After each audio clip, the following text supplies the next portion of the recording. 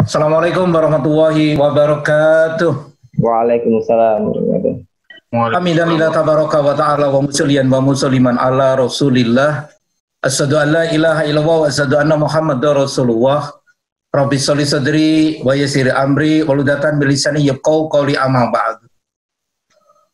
Para pimpinan ITS dan jajaran pengurus Masjid Marul Ilmi dan seluruh yang hadir, guru-guru kami dan rekan-rekan kami, saudara-saudara kami dimuliakan oleh Allah. Alhamdulillahirabbil alamin. Segala puja dan puji hanya milik Allah, Rabb pencipta alam semesta ini. Shalawat dan salam senantiasa kita panjatkan kepada junjungan besar Muhammad SAW, keluarga, sahabat dan seluruh para pengikut yang setia hingga akhir zaman. Mudah-mudahan semua yang mengikuti kajian ini atau mungkin berhalangan yang biasa mengikuti atau siapapun bernama Muslim, mukmin, Islam, mudah-mudahan semuanya dapat syafaat dari Nabi Muhammad SAW. Allahumma shalli alaihi. Amin. Saudaraku dimuliakan oleh Allah, sifat malas dan sombong ini sangat luar biasa bahayanya. Makanya kalau kita lihat dari rujukan-rujukan atau ada di sekitar kita kehidupan ini, terutama saya dekat rawa-rawa mangrove ini, di situ saya perhatiin kalau pagi itu yang namanya burung-burung bisa ribuan itu. Dia berterbangan, nggak tahu entah kemana. Tapi yang menarik adalah tidak ada satupun yang bermalas-malasan. Mereka semangat untuk membuktikan diri bahwa tidak diciptakan jin dan manusia kecuali beribadah kepada Allah. Semangat di sini berarti mematahkan malas itu sendiri. Makanya menjadi aneh, maaf, kalau kita sebagai orang Muslim yang sudah lengkap dengan pola pikir, alat pikir, terus kita menjadi malas, ini menjadi aneh. Kalau kita rujuk di Al-Quran, surat Jumat, maka setelah sholat Jumat, bertebarlah di muka bumi. Itu pun juga mematahkan untuk malas itu sendiri. Sehingga seyogyanya kita ini tidak boleh malas. Nanti malas kita akan definisikan sampai seterusnya. Yang kedua, sombong. Allah ya Rabb. Al-Quran itu penuh dengan sejarah. Al-Quran itu penuh dengan cerita-cerita, perilaku-perilaku, mulai positif, negatif. Tidak ada kesombongan di muka bumi ini bertahan. Tidak ada kesombongan di muka bumi ini akan tetap hidup. Pasti dihancurkan oleh Allah. Kenapa? Karena sudah tidak layak. Apalagi kalau kita yang sudah sholat. Allahu Akbar. Pertama diangkat adalah Allah Maha Besar. Mau sombong bagaimana kita ini? Jadi ini menjadi aneh kalau sampai ada manusia khususnya Muslim sombong. Baik, ini kalau saya ngeklik di halaman kedua gimana caranya? Dianu aja, dia pakai kursor ke bawah juga langsung bisa turun. Oke, sebentar. Gak bisa saya. Yang punya hak itu Pak Ardi. Benar, Pak Ardi. Harus aktifkan, Pak. Oke, monggo. Oh, dari Pak Ardi, nggih. Nggih, sampun sudah. Belum bisa. Belum bisa ya? Kalau dilihat dari partisipasi yang punya hak itu jenengan saja.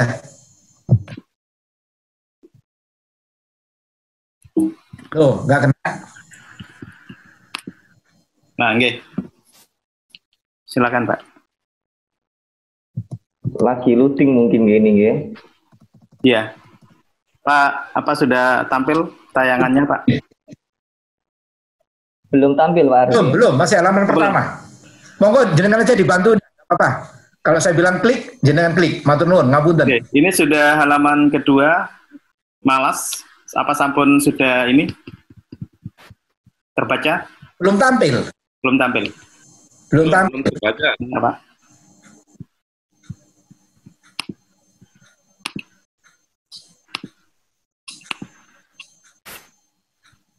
Gak apa-apa, bulan Ramadan itu bulan penuh kesabaran. Sabar itu surga, Masya Allah. Masya Allah. Lagi hostnya ini Pak Ardi dan Pak Arif ini, Masya Allah, ini luar biasa ini. Jadi sabar.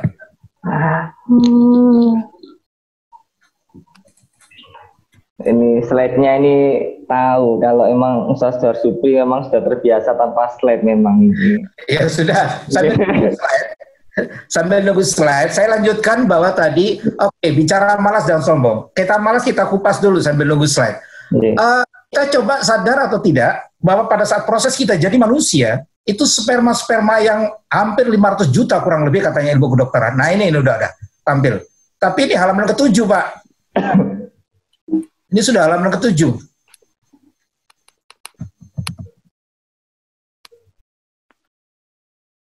Mau halaman keberapa, Pak? 2 dulu, jadi urut 2, 3 dan sebagainya. G.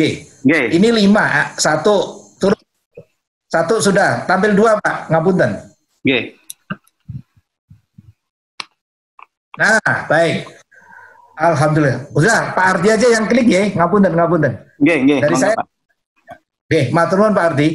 Kita lanjutkan. Dalam bahasa Arab, itu disebut al-kaslu, yang berarti berat mengerjakan sesuatu dan berhenti dari melengkapi sesuatu.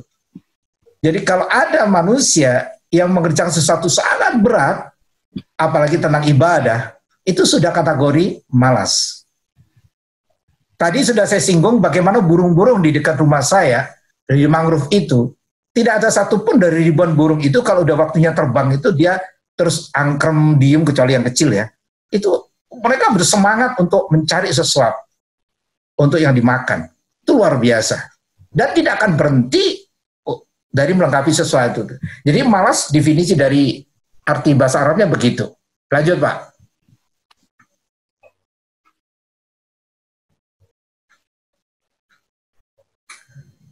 Tadi sudah saya singgung tentang sperma. Nah ini, menurut Imam Ibnu Qayyim, rahimahullah, adapun malas maka akan melahirkan sifat menyia-nyiakan waktu. Padahal kita punya tentang waktu di Al-Quran itu wal asri, wal duha, wal samsi, wal lail, itu semua bicara waktu. Mereka tidak akan pernah menyia-nyiakan waktu. Tapi kalau ada menyia-nyiakan, berarti itu sifatnya malas. Berlebihan terhadap waktu, tidak mendapat apapun, dan penyesalan yang sangat parah. Maka hal ini pun menafikan sifat keinginan dan kekuatan yang keduanya merupakan buah daripada ilmu. Apakah kemalasan itu terkait dengan ilmu? Bisa iya, bisa tidak. Artinya, kalau orang itu punya ilmu, insya Allah dia tidak akan menciptakan malas itu sendiri. Karena tahu bahwa hidup ini adalah perlu dengan adanya action. Fisika juga jelas sekali, kalau muncul kecepatan itu harus ada perubahan. Delta X itu adalah X0, X1. Ada perubahan dari antara X0 menuju X1. Ada perubahan, ada perubahan itu. Waktu juga berubah, maka muncul kecepatan. Ini ada Prof. Suminar di sini. Ada siapapun, Pak Prof. Agus dan sebagainya. Ini tentang nggak boleh kita itu diem. Sesungguhnya apabila seorang mengetahui bahwa kesempurnaan dan kenikmatannya pada sesuatu, tentu akan mencarinya dengan usaha dan keinginan yang kuat. Ada dream, ada mimpi, ada action. Itu baru tidak malas. Kalau dia mengerti ilmunya, insya Allah tidak malas. Karena setiap orang yang akan selalu berusaha untuk menggapai kesempurnaan diri dan kelezatannya. Tapi saudaraku, kebanyakan mereka salah dalam menempuh jalan karena tidak adanya ilmu. Sehingga dikatakan oleh Imam Ibnu Qayyim, malas adalah sifat dasar orang-orang munafik. Auzubillahi min dzalik. Di sini Imam Ibnu Qayyim cukup jelas. Lanjut, Pak. Kita coba lihat di halaman 4. Allah telah berfirman, halaman 4, Pak, di dalam surat An-Nisa, surat 4 ayat 142. A'udzubillahi minasyaitonir rajim, bismillahirrahmanirrahim. Sesungguhnya orang-orang munafik itu menipu Allah. Dan Allah akan membalas tipuan mereka. Dan apabila mereka berdiri untuk sholat, mereka berdiri dengan malasnya. Mereka bermaksud riya dengan sholat di hadapan manusia. Dan tidaklah mereka menyebut Allah kecuali sedikit sekali. Astagfirullahaladzim. Kalau sudah ingat An-Nisa ini, tentu kita akan berpikir tadi sudah saya singgung, tidak aku ciptakan jin dan manusia, Allah berfirman, kecuali untuk beribadah. Sehingga kalau ada manusia umat Islam yang malas-malas beribadah, kecuali ada sesuatu riya, itu berarti dia sudah munafik. Dan itu tidak dibenarkan dalam agama ini. Ada nggak ada manusia, kita ada Allah, zat. Dan kita tahu persis bagaimana dengan Asmaul Husna ada 99. Kita nggak usah bicara 99, diambil satu saja, Allah maha melihat. Malu kita kalau kita tidak beribadah kepada Allah. Kalau sampai kita tidak beribadah, berarti kita ini adalah malas. Dan ini ayatnya cukup jelas. Lanjut Pak.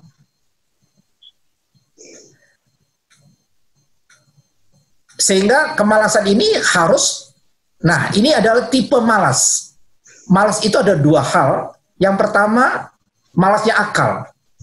Tidak memakainya untuk berpikir dan merenungi ciptaan Allah Ta'ala, atau bisa juga tidak menggunakan akal untuk sesuatu yang memperbaiki dirinya, berupa dunia dan kehidupannya. Tidaklah kemunduran sebuah kaum kecuali karena sebab malasnya orang-orang berakal dan sedikitnya orang-orang yang mau memanfaatkan kekuatan pikiran pemberian Allah SWT. Ini adalah malasnya akal. Tidak memakainya untuk berpikir dan merenungi ciptaan Allah. Dengan adanya berpikir merenungi ciptaan Allah, maka muncullah ilmu-ilmu yang luar biasa seperti sekarang. Di ITS ada beberapa departemen, dan seterusnya. Kalau sampai ada malas akal, ini yang tidak diperkenankan.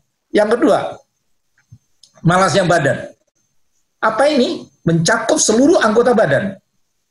Malasnya ini akan membawa kemunduran individu, berpengaruh pada keadaan suatu kaum dalam bidang pertanian, industri, selain keduanya. Di antaranya ada terbiasa untuk berjiwa malas, jiwanya condong untuk menunda-nunda sebuah urusan. Tidak ada semangat untuk mencapai perkara yang sempurna. Hidupnya habis untuk kemalas-malasan, jalan di tempat, dan tidak maju-maju. Contoh, maaf, kita tahu sekarang work from home. Ini bagi jiwa pemalas dianggap sesuatu keberuntungan. Karena enak ini itu. Ada yang lupa. Kalau sebagai suami misalkan, dia harus menghidupi bagaimana istri dan anak-anaknya. Tidak ada alasan bahwa umat Islam itu dengan adanya work from home ini terus tidak berkarya. Justru banyak karya-karya mesti diciptakan. Buktinya di ITS dengan adanya work from home ini sudah banyak karya mahasiswa atau apapun yang meluncur dengan adanya WFH ini. Artinya apa? Kemalasan akal dan kemalasan badan tidak akan memperbaiki dirinya. Tatanan habul minallah dan habul minanas. Maka malas harus kita perangi. Bukan corona yang diperangi. Corona itu sudah ciptaan Allah. Corona nggak usah diperangi.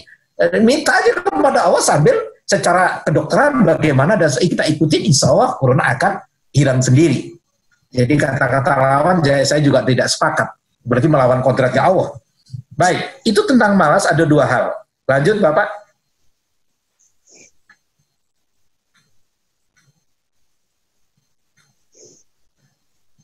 Sebelum ke sombong, tadi saya ceritakan bagaimana sperma itu menuju sel telur. Setelah saya baca di ilmu kedokteran, ternyata laki-laki, bapak kita, itu sebelum pada saat berhubungan dengan istrinya, berarti ibu kita, itu memancarkan kurang lebih 500 juta sperma, tozoa. Dan itu, begitu memancarkan itu, monggo silakan lihat nanti di film Harun Yahya, bagaimana sperma menuju sel telur. Itu tidak ada satupun sperma yang malas. Semua semangat menuju sel telur. Dari kurang lebih 500 juta spermatozoa, yang nempel di sekitar sel telur, itu sekitar cuma 500. Kurang lebih. Dan dari 500 itu, yang masuk di sel telur, secara normal sel telur satu, maka cuma satu. Berarti kalau kita melihat spermatozoa yang bisa masuk sel telur cuma satu, alhamdulillah, kita ini terpilih dari Allah. Dari permainan spermatozoa, yang akhirnya masuk pada satu sel telur, jadilah kita ini. Dengan proses spermatozoa menuju sel telur yang seperti itu, yang tidak ada kemalasan sedikit pun, yang malas pasti terlindas, mati.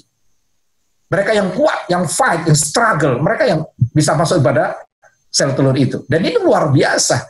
Sehingga bagi orang-orang malas itu, coba nyetel videonya Harun Yahya, Masya Allah itu. Malu kalau kita itu malas. Sementara malas itu. Kita masuk ranah yang kedua, sombong. Sombong ini di Islam dilarang betul. Sifat sombong adalah sikap yang tentunya diharamkan dan tidak sama sekali dicontohkan oleh Rasulullah SAW. Dan itu akhlak-akhlak Rasulullah yang merupakan Al-Quran, itu akhlak Rasulullah. Belum ada ceritanya Rasulullah sombong sedikit pun. Dalam kedudukan apapun. Beliau Masya Allah, luar biasa. Jadi sombong sangat dilarang. Mari kita lihat bagaimana sejarah telah membuktikan. Kan'an putra daripada Nabi Nuh, pada saat diajak menuju masuk kepada perahunya Nabi Nuh, itu Kan'an sombong betul sebagai anak Nabi. Nggak mau Bapak, ngapain saya harus masuk ini? Bapak ini lo gila, terang-terang gini kok bikin perahu. Ini nggak akan ada air. Kok Bapak bikin perahu sebesar itu untuk apa? Itu kesombongan. Akhirnya apa yang terjadi, saudaraku?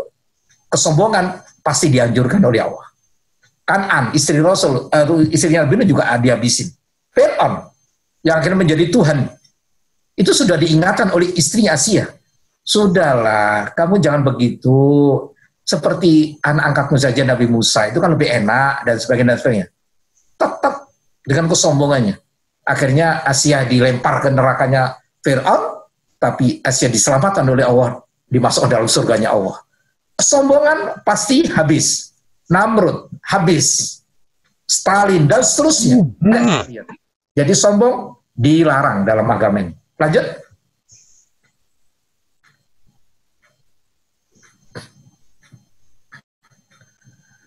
Di dalam surat Luqman 31 ayat 108, A'udzubillahi minasyaitonirrajim, bismillahirrahmanirrahim. Allah telah berfirman, janganlah kamu memalingkan mukamu dari manusia karena sombong. Coba saudaraku, memalingkan saja udah gak boleh gitu. Tidak bertegur sapa dengan satu kolega sesama departemen, fakultas, ITS, itu nggak bisa dan dibenarkan dalam agama ini.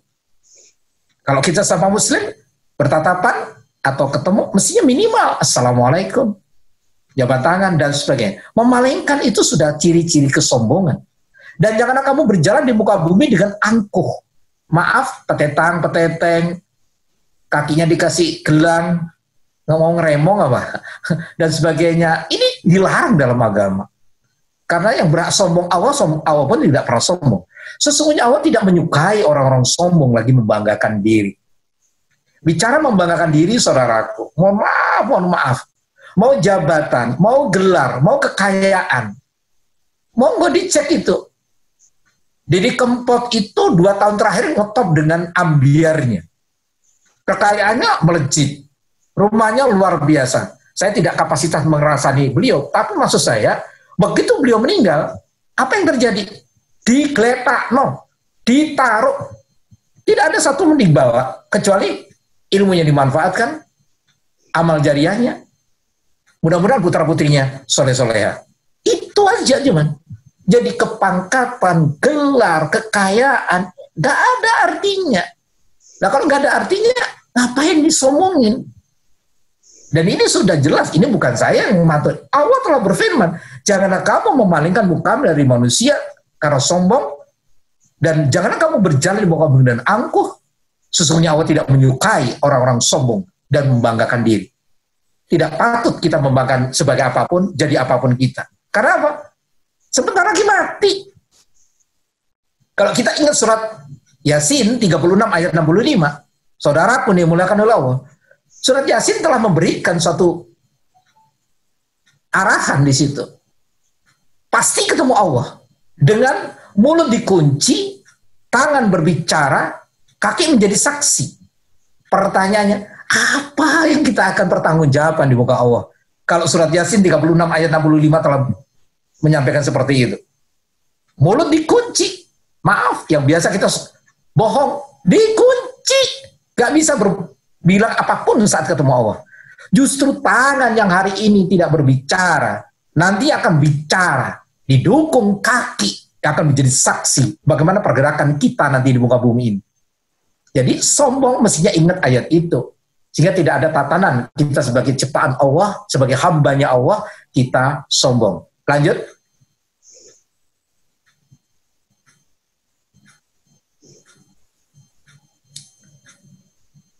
Arti, lanjut. Di dalam surat Al-Hadid 57 ayat 23, Allah telah berfirman, kami jelaskan yang demikian itu supaya kamu jangan berduka cita terhadap apa yang luput dari kamu. Nah ini ngapunten, siapapun akan mati, siapapun pasti akan ditinggal, maka kita tidak boleh berduka cita yang berlebih. Karena kita ini tidak lebih dari tukang parkir. Mestinya kita ini hidup seperti tukang parkir. Tukang parkir itu mau mobil api, mau mobil apa diparkir dengan baik, artinya dijaga kondisi mobil itu. Tetapi begitu yang punya mobil itu meminta, tukang parkir tidak pernah marah. Dipersilahkan mobil itu diambil. itu indah sekali. Jadi nggak perlu kita duka cita kalau misalkan putra-putri kita, bapak ibu kita, atau siapapun di antara kita yang kita cintai meninggal. Dan supaya kamu jangan terlalu gembira terhadap apa yang kamu diberikan kepadamu. Hati-hati istijrot. Hati-hati istijrot. Dilulu sama Allah. Dengan apa? Jabatan, gelar, kekayaan, anak yang sukses, atau apapun di sekitar kita. Itu mesti hati-hati. Dan Allah tidak menyukai setiap orang yang sombong lagi membanggakan diri. Lagi-lagi diingatkan di ayat ini, Allah tidak suka dengan orang-orang yang membanggakan diri. Makanya hati-hati saudaraku, saat kita kedatangan tamu, itu kalau kita lihat datang tamu, mestinya kita ini adalah ngewongno tamu, berarti biarlah tamu itu yang berbicara banyak. Bukan kita sebagai penerima tamu banyak bicara tentang anak kita, tentang sukses kita, enggak. Ini juga menyangkut tentang membanggakan. Jadi mesti hati-hati dengan dua ayat ini. Lanjut Bapak.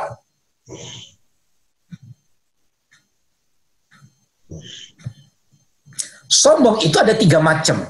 Yang pertama, sombong kepada Allah Subhanahu wa taala. Kita malas membaca Al-Qur'an, malas melaksanakan 5 waktu, malas berpuasa, artinya kita sudah sombong kepada Allah Subhanahu wa taala karena berani melanggar perintahnya Allah. Setan telah dikeluarkan dari surga karena kesombongan. Disinilah letak tidak aku ciptakan jin dan manusia kecuali beribadah kepadaku. Itu firman Allah. Maka ini adalah kategori sombong kepada Allah, kalau kita sebagai umat Islam tidak bisa atau tidak melaksanakan apa yang telah diperintahkan oleh Allah. Yang kedua, sombong kepada Nabi Muhammad SAW. Kita tidak mau melaksanakan sunnah-sunnahnya, berarti kita telah sombong kepada sang Nabi. Ingat saudaraku, Bapak Ibu yang dimuliakan oleh Allah, satu-satunya perintah Allah di dalam Al-Quran, dan Allah juga ikut, itu bersolawat kepada Nabi Muhammad SAW. Saya ulangi sekali lagi, satu-satunya perintah Allah dan Allah ikut bersolawat kepada Nabi Muhammad SAW. Allahumma sholli ala Muhammad.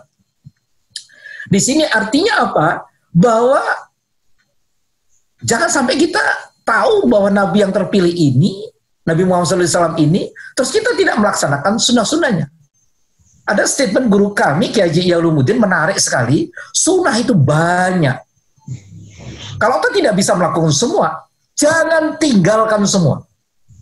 Saya ulangi sekali lagi, sunnah Rasulullah SAW itu banyak. Minum, duduk, itu sunnah. Masuk kamar mandi dengan kaki kiri, keluar kaki kanan, itu sunnah. Sunnah itu banyak. Kalau kita tidak bisa melakukan semua, jangan tinggalkan semua. Pilih yang memang kita sangat istiqomah dan adanya repeat exercise, ulang latih terus, maka itu luar biasa. 3, sombong kepada sesama manusia dan makhluk. Kita tidak mau berteman dengan orang lain disebabkan karena orang tersebut miskin atau karena wajahnya jelek. Kita memamerkan handphone kita yang mahal kepada teman supaya teman kita muji kita atau merasa sok jagoan dan membunuh binatang seenaknya tanpa alasan yang benar. Dan ini Rasulullah sudah mewanti-wanti. Janganlah kencing di pohon. Nanti takutnya di situ ada semut atau ada apapun yang kena kencingan itu. Nah, ini Rasul sudah memberikan akhlak-akhlak yang luar biasa. Jadi sombong ini ada 3, Bapak Ibu yang dimulakan oleh Allah. Sombong kepada Allah berarti tidak melakukan apa yang diperintahkan Allah. Sombong kepada Nabi Muhammad SAW berarti kita meninggalkan sunnah-sunnahnya. Padahal kita tahu persis Rasulullah SAW berfirman, jika mau selamat di dunia dan akhirat, berpeganglah 2 hal, Al-Quran, hadis, maka kita selamat dunia dan akhirat. Yang ketiga, janganlah sombong kepada sesama manusia. Karena apa? Karena kekayaan, kepangkatan, gelar atau apapun. Ini juga dilarang dalam agama. Lanjut.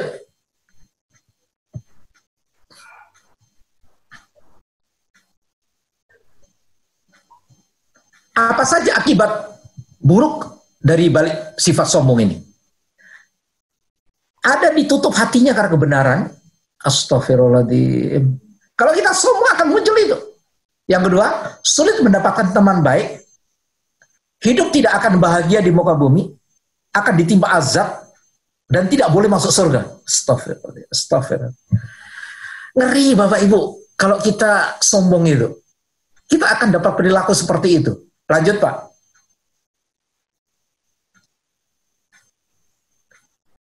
Kita lihat Ditutup hatinya karena dari kebenaran, maksudnya apa? Orang yang terbiasa sombong dalam kehidupan sehari-hari, suatu saat hatinya akan ditutup oleh Allah. Summum bukmum uyum fahum, telah tertutup mata hatinya. Astagfirullahaladzim. Ia dijauhkan dari rasa syukur dari nikmat beribadah. Ia tidak bisa lagi menerima suatu kebaikan dari orang lain. Dan akan selalu menganggap orang lain sebagai musuh yang setiap hari harus dicurigai. Hatinya sulit untuk kembali mendapatkan hidayah dari Allah. Oh ya Rabb, jangan Bapak Ibu. Ini juga saya ngomong untuk diri saya. Kalau kita sombong, ditutup hatinya dari kebenaran. Bagaimana mungkin kita ini sebagai hamba Allah tidak tahu kebenaran? Makanya sombong bisa menutup kebenaran itu. 2, sulit mendapatkan teman baik. Maksudnya, tidak ada orang baik yang ingin berteman dengan orang-orang yang sombong. Karena orang sombong akan selalu memuji kelebihan dirinya dan menjatuhkan orang lain, sehingga orang lain tersebut hatinya tersakiti. Tidak ada satupun teman baik yang ia dapatkan kecuali orang yang sombong, dan teman-temannya itulah nanti akan menghancurkan. Jadi, dari 2 poin ini, kita tersadarkan atau tidak bahwa sombong akan menutup kebenaran dan sulit mendapatkan teman baik. Lanjut Pak. Yang berikutnya, akibat dari sombong. Lanjut. Hidup tidak bahagia. Apa benar orang sombong tidak bahagia? Orang sombong selalu memikirkan sesuatu yang berlebihan sehingga hidupnya tidak pernah bahagia. Ketika ada temannya membeli barang yang lebih bagus dari miliknya, dia sakit hati. Selain itu, orang sombong selalu membanggakan apa yang saja yang ia sudah capai dan gampang sekali menghina orang-orang lemah. Hidup mereka tidak akan pernah bahagia karena tidak kenal rasa syukur. Rumput tetangga lebih hijau, tetangga suaminya lebih cakep, tetangga istrinya lebih cantik. Ini sudah tidak akan pernah bahagia. Dia ingin meraih untuk melihat kayak gitu. Tapi kalau dalam konteks memotivasi diri untuk menjadi lebih baik, boleh. Tapi kalau konteksnya iri, dengki, dendam, jangan Bapak Ibu. Karena pasti kita tidak akan pernah bahagia. Mungkin Bapak Ibu pernah dengar sebuah cerita, tetangganya beli Kijang, Innova, Step, semaput. Begitu dimasuk ke rumah sakit, akhirnya dikunjungin lagi sama tetangga yang punya Innovanya tadi, ditanya, kamu kesini ngapa? Dengan siapa? Oh, diantar. Diantar siapa? Diantar orang punya Innova. Apa mati? Ini hati-hati dengan kesombongan itu tidak akan pernah bahagia. Jadi sudahlah. Untuk orang lain lihatlah kelebihan, untuk diri kita lihatlah kekurangan. Kita akan bahagia. Dengan ada melihat orang lain kelebihan, maka kita bisa berilmu, berguru, dan sebagainya untuk sinergi, menciptakan kondisi yang menjadi lebih baik. Diri kita banyak yang salah, banyak ini dan itu, untuk muhasabah diri mumpung ini 10 hari terakhir. Nanti malam itu adalah malam 21. Ayo Bapak Ibu, kita dekatkan diri pada Allah, muhasabah diri. Jangan-jangan kita ini sudah terlalu jauh dengan Allah. Kita tidak akan pernah bahagia. Yang berikutnya akan ditimpa azab. Astagfirullahaladzim. Orang-orang sombong dekat dengan azab. Lihatlah apa yang sudah diceritakan Al-Quran. Kan'an, putra daripada Nabi Nuh, Fir'aun, Namrud, dan seterusnya. Semuanya telah menerima azab oleh Allah. Azab itu akan datang kembali kepada mereka ketika di akhirat. Kapan? Tadi surat Yasin 36 ayat 65. Semua akan ketemu Allah dan pasti akan mempertanggungjawabkan sebesar zarah. Sekecil apapun kita akan dipertanggungjawabkan. Karena mulut telah dikunci, tangan berbicara, kaki menjadi saksi. Azab itu akan datang kembali nantinya. Bahkan banyak orang-orang sekitar kita yang dulunya sehat, kaya, banyak uang, tapi sekarang jadi miskin dan hidup di kontrakan dan seterusnya karena kesombongannya. Ini adalah bagian dari peringatan Allah agar kita jangan sombong dan selalu merendah, harus selalu rendah hati dan seterusnya. Terakhir, silakan Pak.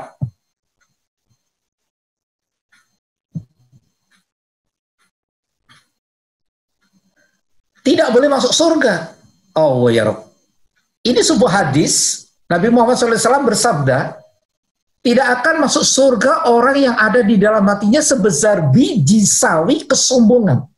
Lalu ada seorang laki-laki dari sahabat Rasulullah SAW berkata, wahai Rasulullah, salah seorang dari kami ingin agar bajunya bagus. Demikian pula sandalnya bagus. Apakah itu termasuk kesombongan ya Rasulullah? Maka Rasulullah SAW bersabda, sesungguhnya Allah itu indah dan mencintai keindahan. Adapun kesombongan itu adalah menolak kebenaran dan meremehkan manusia. Jadi kalau sekedar untuk berpakaian tanpa niat untuk riya, sah-sah saja.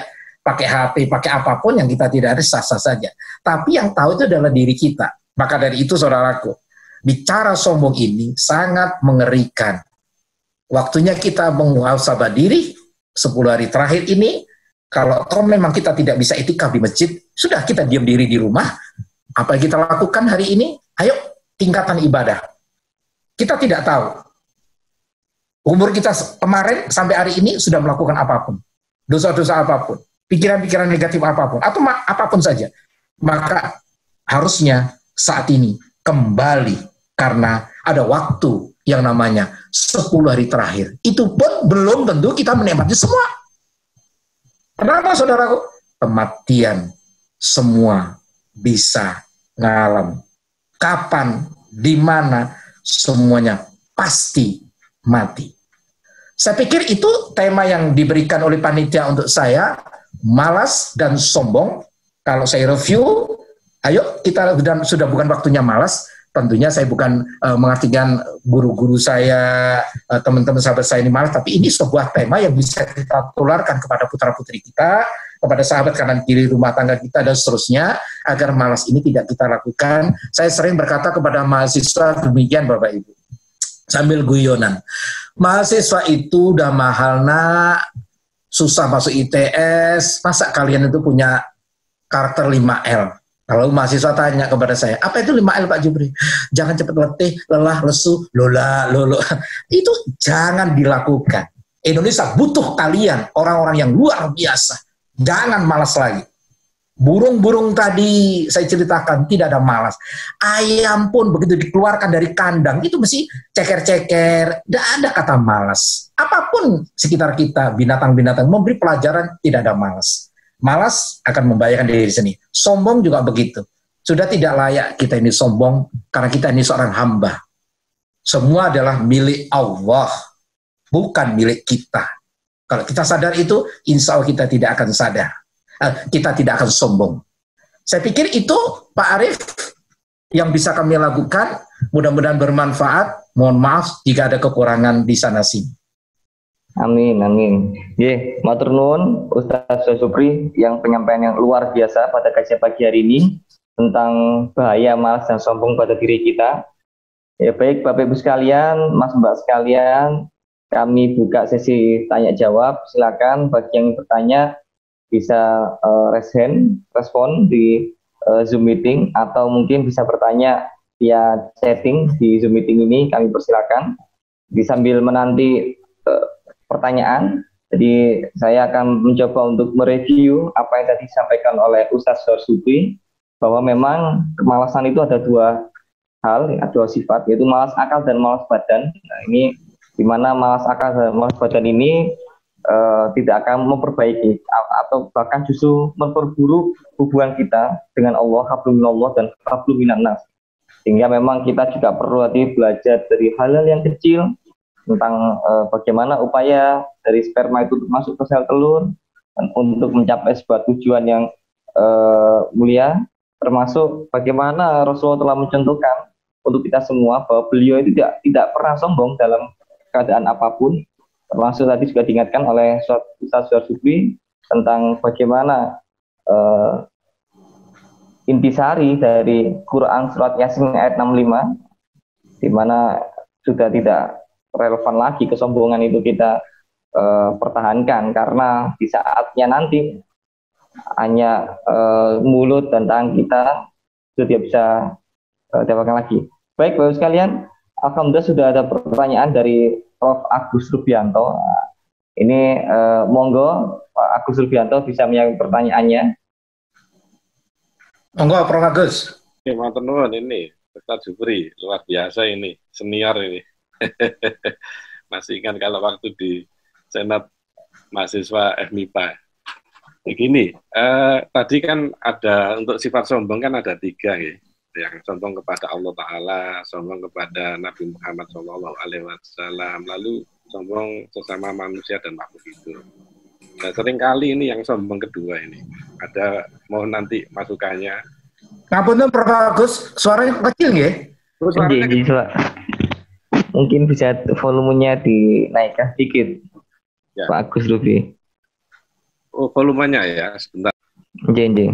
Saya Kecil. kecil. Kalau gini, dengar nggak? Nggih, sampun. Lumayan. Jadi, lumayan.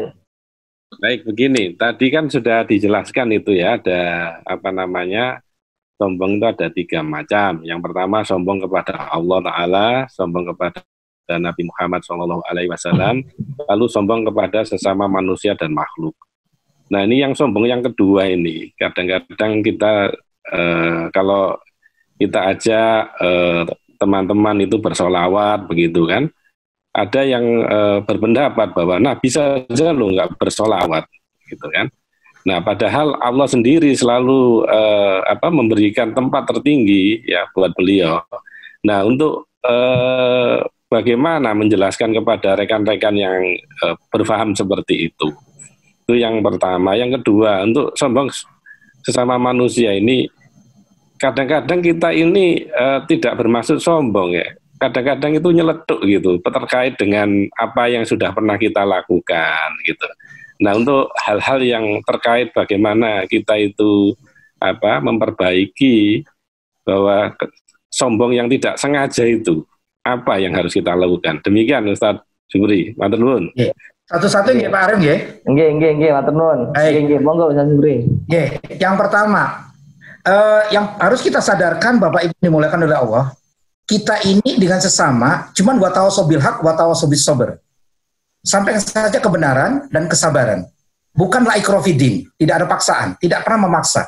Artinya, jika ada saudara kita, apakah bicara sholawat, bicara ada saat sholat salah terus kita tegur marah-marah, atau apapun lah kondisinya pada saat kita dialog dengan mereka.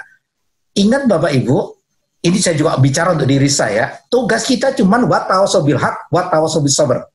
Lain kalau saya sebagai bapak, jenengan sebagai suami, itu beda. Ada tambahan, ku anfusakum baru kenal. Jaga dirimu dan keluargamu, istri dan anak jangan sampai masuk neraka. Beda kasus. Jadi kalau kepada sesama itu maka cukup wa tawassaw bil haq wa tawassaw bis sabr. Cukup diingatan saja Prof Agus. Soal videonya mau atau enggak, maaf, bukan urusan kami, bukan urusan kita. Sampaikan saja kebenaran.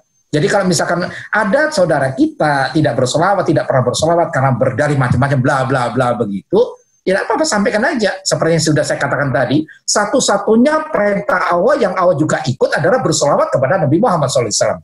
Sudah sampai ayat itu.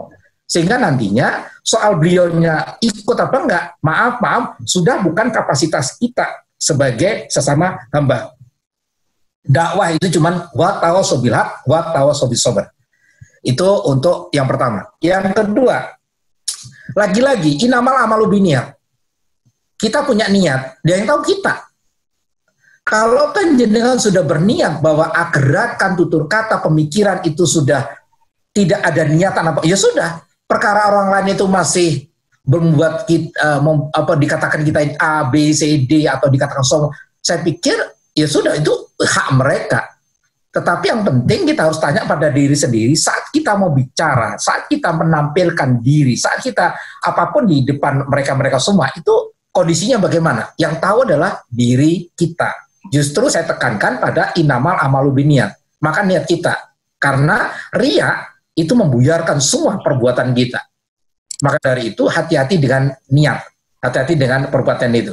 Jadi intinya adalah cuman bicara niat. Selebihnya orang bisa bicara apapun. Ada hal menarik, Prof Agus, yaitu saya masih ingat lagi bagaimana Kiai Haji Yalumuddin mengatakan kepada kami, urip ngono layak dicaci, tidak layak dipuji.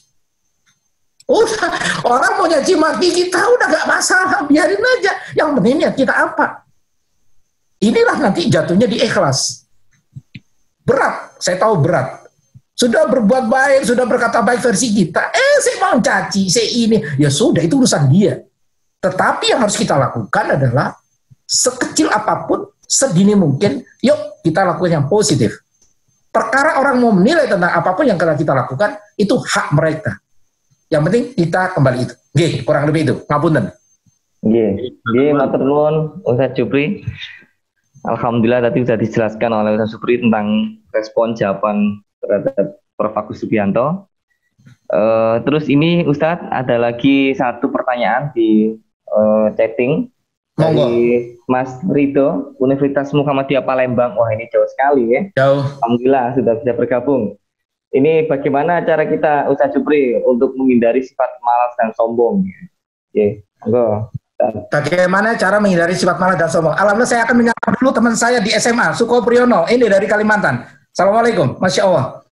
Baik. Masya Allah. Baik, bagaimana agar kita ini tidak sombong? Kalau agar kita tidak sombong, minimal ada 2 poin yang harus kita lakukan. 1, Wali Songo telah mengajarkan, minimal. Yang kedua, guru kami, Kiai Haji Yaulumuddin. Apa itu Wali Songo? Tombo hati ono limo. Kalau kita sudah bisa melakukan membaca Al-Quran, tartil, apalagi artinya, insya Allah tensi sombong akan turun. Dzikir diperbanyak, dimanapun kita berzikir, nyopir, ngajar, ini berzikir, pasti turun tensi sombong. Karena yang layak disebut dengan kebesarannya cuma Allah, maka muncul Allahu Akbar. Berpuasa, itu syahwat diturunkan lagi, yang makannya 3 kali menjadi 2 kali, bukan menjadi tatanan ini. Terus ditambah lagi apa? Sholat malam. Satu-satunya sholat sunnah yang ada di Al-Quran adalah sholat tahajud. Itu juga tensi malah diangkat derajatnya tanpa kesombongan. Yang terakhir, mesti berkumpul ustadz-ustadz kiai-kiai seperti hari ini. Berkumpul ada tadi 122, sekarang tinggal 107. Harus berkumpul dengan orang-orang positif. Nah, hidup adalah pilihan. Hidup adalah pilihan. Bahasa saya ngapunten, kumpul telek mambu telek, kumpul wangi minyak wangi mambu wangi. Hidup adalah pilihan, terserah jenengan mau lanjutin sombong, potensi supaya tidak sombong. Yang kedua, kita ikuti bagaimana tadi saya singgung guru kami Kiai Haji Yaulumuddin mengatakan, yuk biasakan 4 hal. Wong no wong, nyeneng no wong, ngatek no wong, orang gelak no wong. Bahasa Indonesianya, mari kita memanusiakan manusia. Anak kita yang kecil, karyawan kita, pembantu kita, atau apapun, tukang beca, tukang sayur, atau siapapun, itu sudah tensi sombong akan turun. Karena kita sudah terbiasa memanusiakan manusia, menyenangkan orang lain, to give, berikan ilmu, berikan harta, berikan hatimu. Gak mungkin kita akan sombong, menyenangkan orang lain, sekecil apapun ilmu, sekecil apapun harta, sekecil apapun itu hati kita. Bagaimana mungkin sombong kalau kita sudah memberikan sesuatu yang positif, insya Allah. Yang ketiga adalah ngowong-ngowong, nyeneng-ngowong, gaten. Perhatiin manusia. Seperti sekarang ini. Mestinya para takmir, para lazis-lazis itu nggak bengok-bengok. Kalau umat Islam tahu bagaimana bersedekah itu. Orang di alam kubur aja, mayat-mayat itu masih protes. Kalau boleh bisa hidup lagi di dunia, cuma satu yang diminta. Apa? Bersedekah. Bersedekah adalah to give, memberi. Memberi adalah bisa 3, ilmu, harta, hati. Ilmu, sejak SD kita sudah punya ilmu. Ajari anak-anak kecil, anak kita, anak tetangga, atau siapapun. Insya Allah turun tensi kita sombong. Harta cuma 3. Kapan hari dibahas di sini tentang harta, tapi saya tambahkan lagi, harta 3, saudaraku. Dimakan pasti habis. Disimpan belum tentu milik kita, kalau tidak punya putra-putri yang soleh-solehah. Apa milik kita? Yang diberikan. Ini mumpung Ramadan. Ada zakat mal, ada zakat fitrah, ada zakat apa, infak, dan ayo kita keluarkan. Selain dilipat gandakan pahalanya, juga akan timbul pahala-pahala yang akan masuk pada kita dengan ketenangan hati dan sebagainya.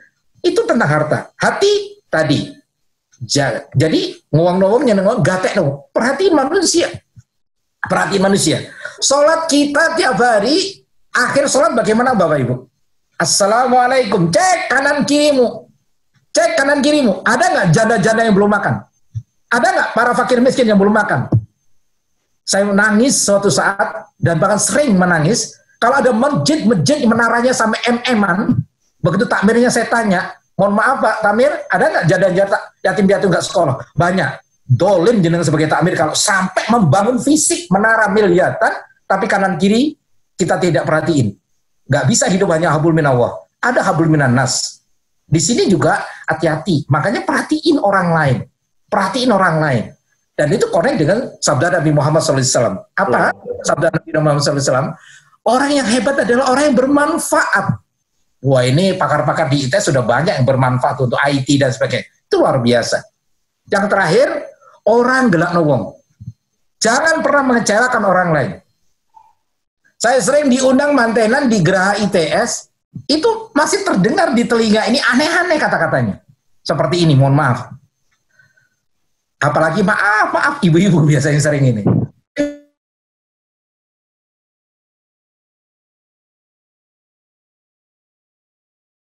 Enak, yang kedua ceng, enak makanannya, pakai catering ini.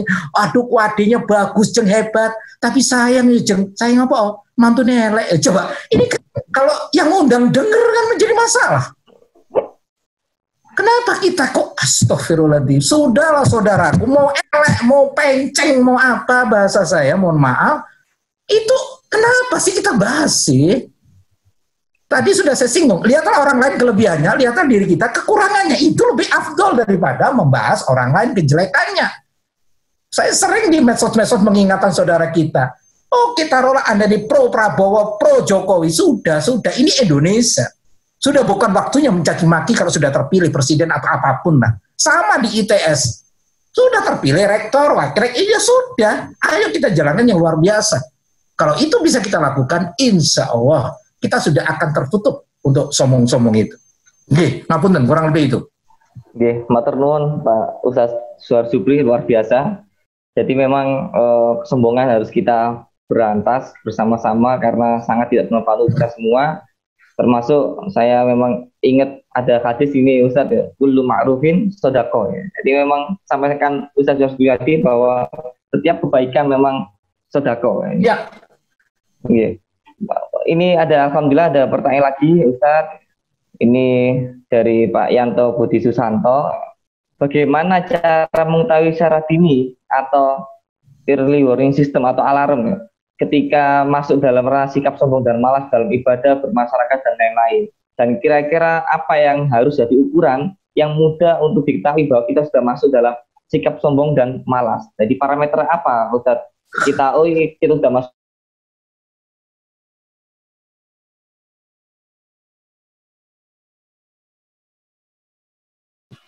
Yang lain bisa menjawab. Jadi ukuran-ukuran malas, ukuran-ukuran sombong, yang paling pertama adalah tentang malas. Gampang ukurannya. Katakanlah maaf sholat.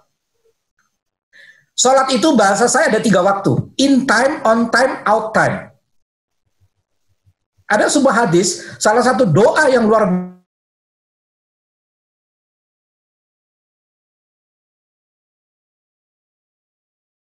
kecil, saya di belakang nggak ketahuan kalau ada dosennya, misalnya begitu. Kalau Tuhan mahasiswa seperti ini.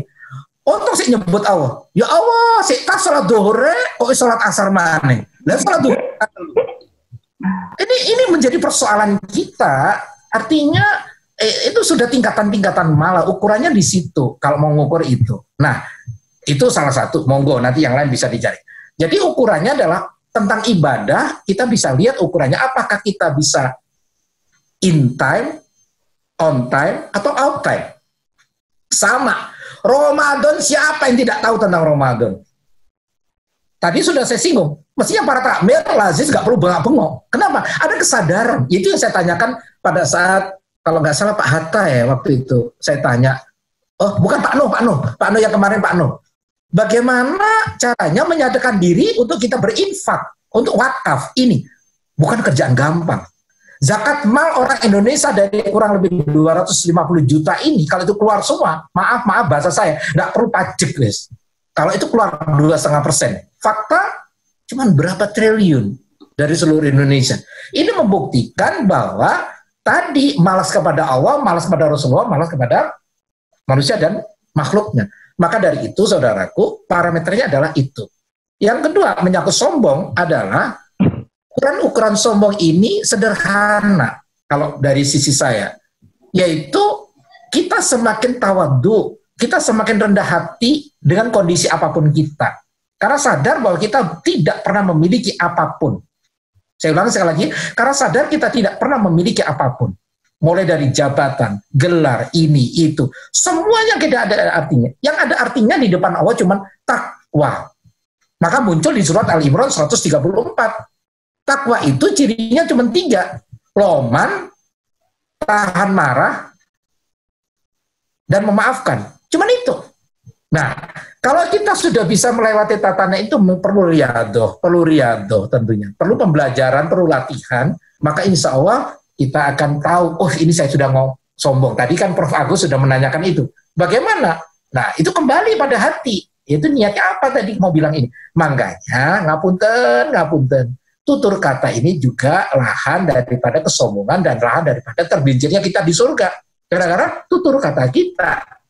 Yang benar adalah dengan hati-hati, dengan kata, makanya Rasulullah itu luar biasa mengingatkan kita semua. Apa itu? Diem adalah luar biasa. Jadi ini yang mesti kita harus lakukan. Banyak diem itu menjadi lebih baik daripada kita ngoceh, maaf bicara, tapi membawa mudorot. Loh kok Pak Jupri ngoceh? Ya disuruh ceramah ya ngoceh saya. Tapi kalau bicara tentang keseharian itu mesti harus berpikirnya itu sehingga kita tidak ini. Kurang lebih itu, ngapunten. Nggih, matur nuwun Ustadz Jupri. Nggih, Bapak Ibu sekalian, waktu sudah menunjukkan pukul 5.58 sudah di penghujung acara kita ini. Sudah tidak ada ini lah. Ini pertanyaan terakhir mungkin Ustadz Jupri yang bisa dijawab tentang kenapa ini bangsa dan negara ini terus dirundung berbagai problem. Padahal di NKRI mayoritas beragama Islam. Apakah ini terkait dengan malas dan sombong, Ustadz? Ya. Saya tidak bisa menjustifikasi tentang Indonesia, tentang bangsa ini, tetapi indikator-indikator itu perlu kita pelajari, perlu kita angkat bersama. Indikatornya adalah, tadi sudah saya singgung, bagaimana Ramadan ini, Ramadan siapa yang tidak tahu tentang pahalanya, tentang apa yang harus dilakukan, ini itu. Pertanyaannya sederhana, bagaimana umat ini mensikapi Ramadan ini? Jadi intinya adalah, siapapun jadi pemimpin, kita ini adalah bangsa yang mesti kita kembali pada tatanan-tatanan itu. Kalau NU bicara tentang kembali kepada kitoh, kalau kita harus kembali kepada tatanan bagaimana kita sebagai manusia. Daripada kita mencari sistem ini itu, seandainya bersama-sama mencari bagaimana diri sendiri, itu lebih afdol. Karena tatanan-tatanan ini, diri kita ini, khususnya dengan Allah, makanya segitiga itu berlaku. Segitiga ini. Apa maksudnya segitiga ini? Allah ada di atas segitiga ini. Segitiga sama kaki, katakanlah begitu. Maka, kalau kita lihat ada dua sisi ini, ya kita lihat sisi ini bagaimana? Al-Quran, hadis. Semakin dekat sama Allah kah? Atau semakin jauh kepada Allah? Kalau semakin dekat pada Allah, ya sudah, rahmatan lil alamin akan terjadi. Tapi kalau terjadi bencana banyak, dan ayo evaluasi bareng-bareng. Saya tidak kapasitas menjustifikasi, tapi indikator ini kita lihat. Sama saudaraku, suami istri, dua sisi di sini. Ini ada Allah. Kalau suami istri sudah dekat sama Allah, maka sakinah mawaddah warahmah akan tercipta. Tapi kalau salah satu jauh dari Allah, atau dua-duanya jauh dari Allah, jangan berharap rumah tangga sakinah mawaddah warahmah. Intinya adalah, mari saudaraku, kita yakinkan bersama Allah pasti bisa, meninggalkan Allah pasti hancur. Jadi jawabannya harus deketin Allah, deketin Allah, deketin Allah. Kapan? Kapanpun. Bagaimana? Sudah ada aturan main. Tinggal mau atau tidak mau. Ini bukan menyangkut tentang apapun, tapi menyangkut bagaimana kita secara pribadi, komunitas, ITS atau apapun, Indonesia besar, apakah benar-benar bergerak menuju Allah atau tidak. Kalau jauh dari Allah, ya sudah, tidak perlu lagi kita membahas hal-hal yang lebih dari itu. Tapi kalau dekat sama Allah, saya yakin Indonesia akan menjadi luar biasa. Amin. Statement dari saya. Amin. Jadi mohon maaf, guru-guru kami, saudara-saudara kami, sahabat-sahabat kami adalah al-fakir yang sangat banyak kekurangan. Mohon maaf. Nanti doa biar Ustadz Wahyudin yang akan mendoa. Jadi dari kami itu yang bisa kami berikan. Mudah-mudahan yang sedikit ini bermanfaat. Sekali lagi, mohon maaf. Taufik wal hidayah. Wassalamualaikum warahmatullahi wabarakatuh. Waalaikumsalam. Matur nuwun Ustaz Supri. Baik sekalian, alhamdulillah tadi sudah sampaikan beberapa hal, termasuk sombong ada 3 macam, bahwa sombong pada Allah, sombong pada Nabi Muhammad SAW, dan sombong pada sama manusia atau makhluknya. Dan memang kita juga harus nantiasa introspeksi, terutama di 10 hari yang terakhir ini. Baik Ustaz Supri, matur nuwun atas tausiahnya. Ini doa ini mestinya Ustaz Supri, tapi tadi Ustaz Wahyudin. disposisi itu Ustaz Wahyudin. Monggo Ustaz Wahyudin untuk menyampaikan doa untuk menutup kajian kita pada subuh ini. Alhamdulillah pencerahan dari Pak Suhar Jupri, mudah-mudahan kita semuanya dijauhkan dari sifat sombong. Amin. Karena sombong itu akan menghalangi kita untuk dapat nikmatnya Allah di akhirat. Mudah-mudahan kita dijauhkan juga dari sifat malas. Karena malas akan menjadikan kita menjadi yang tidak bisa maju, tidak bisa besar. Kemudian kita menjadi orang-orang yang semangat dan rajin dalam menggapai hal-hal yang baik. Amin. Bismillahirrahmanirrahim. Alhamdulillahirabbil alamin. Allahumma shalli wa sallim ala sayyidina Muhammad salatan tunjina biha min jamil ahwali wal afat wa taqdirna biha jami'al hajat min jami' sayyi'at wa tarfa'na biha 'indaka 'ala darajat wa tuballighuna biha aqsal ghayat min jami'il khairatil hayati wa ba'dal mamat. Amin. Allahumma shalli wa sallim wa barik ala sayyidina Muhammadin tibbil ya وعافية الأبدان وشفائها ونور الأبصار وضيائها وعلى آله وصحبه وبارك وسلم. اللهم اغفر لنا ذنوبنا ولوالدينا وارحمهما كما ربيانا صغارا. المسلمين والمسلمات والمؤمنين والمؤمنات الأحياء والأموات إنك سميع قريب مجيب الدعوات وقاضي الحاجات. ربنا اغفر لنا ذنوبنا ولإخواننا الذين سبقونا بالإيمان ولا تجعلنا في قلوبنا غلا للذين آمنوا ربنا إنك رؤوف رحيم. اللهم إنا نعوذ بك من علم لا ينفع ومن قلب لا يخشع ومن لا يشفع ومن دعاء لا يرفع. ربنا هب لنا من أزواجنا وذرياتنا قرة أعين واجعلنا للمتقين إماما. اللهم ادفع عنا البلاء والوباء والأشهر المختلفة والشدائد المكان من بلدنا إندونيسيا خاصة ومن بلدان. آمين يا الله. إنك على كل شيء قدير. اللهم إنا نعوذ بك من جهد البلاء وترك الشقاء وسوء القضاء وشماتة الأعداء. ربنا ظلمنا أنفسنا وإن لم تغفر لنا لنكونن من الخاسرين. اللهم توفنا المسلمين وألحقنا بالصالحين واجعلنا من ورثة جنات برحمتك يا أرحم الراحمين. اللهم إنا نسألك الهدى والتقى والعفاف والغنى. اللهم إنا نسألك رضاك والجنة سخطك والنار. اللهم إنك عفو كريم تحب العفو فاعف عنا. آمين يا الله. عفو كريم تحب العفو فاعف عنا. اللهم إنك عفو كريم تحب العفو فاعف عنا. ربنا آتنا من لدنك رحمة وهيئ لنا من أمرنا رشدا. ربنا تقبل منا إنك أنت السميع العليم وتب علينا إنك أنت التواب الرحيم. ربنا آتنا في الدنيا حسنة وفي الآخرة حسنة وقنا عذاب النار ودخلنا على الأبرار يا غفار يا رب العالمين.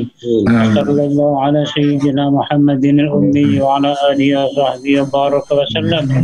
سبحان ربك رب العزة عما يصفون وسلام على المرسلين والحمد لله رب العالمين. بركة سر الفاتحة.